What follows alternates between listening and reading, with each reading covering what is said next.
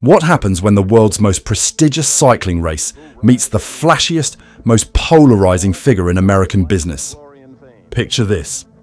The late 1980s.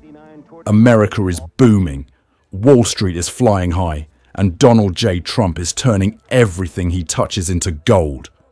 Or at least gold-plated. Then he decides that the United States needs its own Tour de France. But not just any race.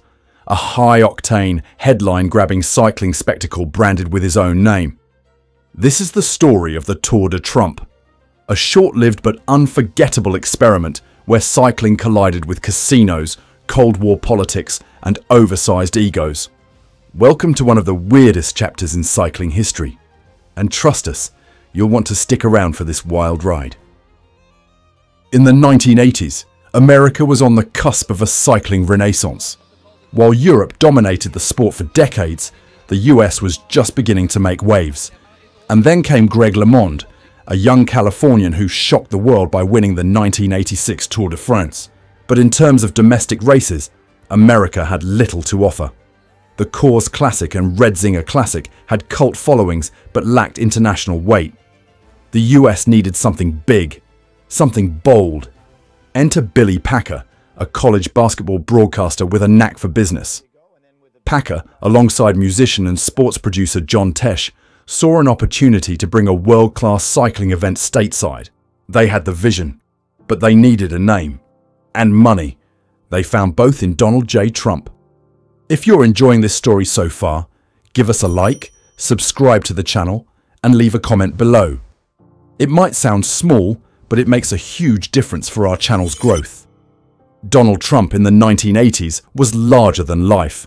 The casinos, the skyscrapers, the pageants, everything he touched had his name on it.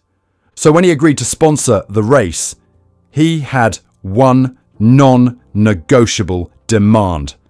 It had to be called the Tour de Trump. The name drew instant backlash. Critics slammed it as narcissistic and absurd.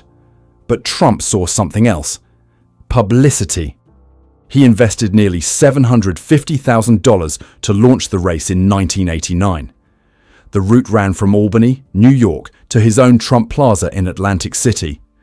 Was this a serious cycling competition or a glorified ad for his casino empire?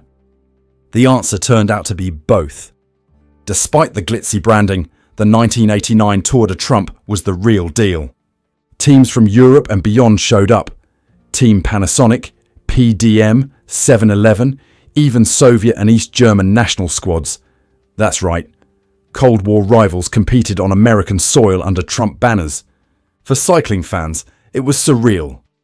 The race covered over 800 miles in 10 stages, winding through New York, Pennsylvania, Delaware and New Jersey. And the winner? Dag Otto Lauritsen, a tough-as-nails Norwegian from the 7-Eleven team. A former Olympic bronze medalist and Tour de France stage winner, Lauritsen brought serious credibility to the event. Trump wasted no time taking credit, calling the race a triumph and claiming it had united the world through sport. Bold words, but not entirely false. In 1990, Trump doubled down. The race expanded to 11 stages over 1,100 miles, now starting in Boston and still finishing in Atlantic City. This time, Greg LeMond showed up in fighting shape, fresh off his second Tour de France victory. That alone brought a wave of international media. But it was Raúl Alcalá, the climbing maestro from Mexico riding for Team PDM, who would dominate. Alcalá stunned the field with a combination of raw power and tactical brilliance. He attacked relentlessly in the mountains and held his own in time trials. LeMond finished second, proving the race wasn't a gimmick. The Tour de Trump was legit. For now. While the 1990 race looked like a success, Trump's empire was crumbling behind the scenes. The real estate crash hit hard. Trump's casinos were bleeding cash. And suddenly, sponsoring a multi-million-dollar cycling event didn't look so smart. He began pulling back. By the end of 1990, he quietly exited the deal. The Tour de Trump was over after just 2 editions.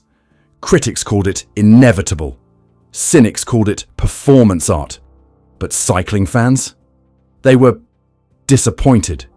Because for all its spectacle, the race had given the US a taste of what a serious international tour could look like. The story didn't end with Trump's exit. In 1991, the race was reborn as the Tour DuPont, sponsored by the Delaware-based chemical giant DuPont. This wasn't just a new name, it was a new era. DuPont brought corporate professionalism and a much less egocentric approach to the event. The route shifted and grew. It now stretched further south, reaching into the Carolinas and Virginia. The Tour DuPont featured bigger prize pools, improved logistics, and, importantly, better public relations. Without Trump's larger-than-life presence, the race was finally judged on athletic merit. Over the next several years, some of the best riders in the world would compete. Most notably, a young Lance Armstrong won back-to-back titles in 1995 and 1996. At the time, Armstrong was the face of a new generation of American cyclists. The Tour DuPont had become the most prestigious stage race in North America. It was even considered by some to be a fourth Grand Tour in terms of quality.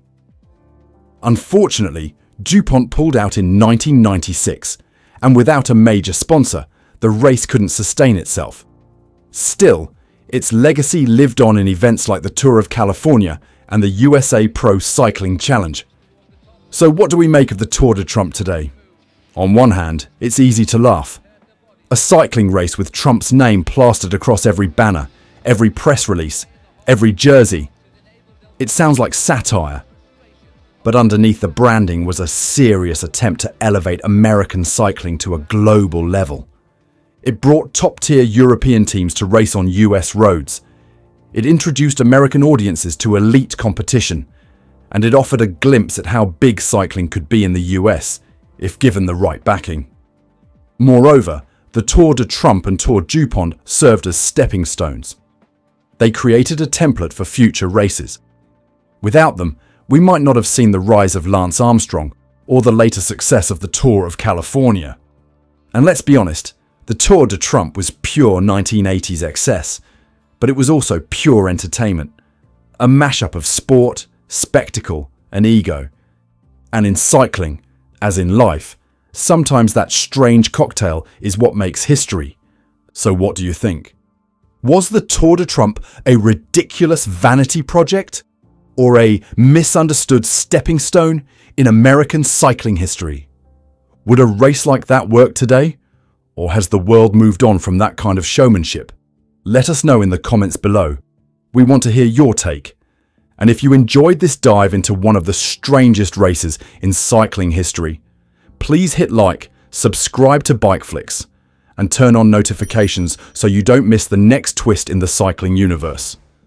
I'm Aitor, and this has been another ride through the fascinating, dramatic, and sometimes hilarious world of pro cycling. Until next time, keep spinning and stay curious.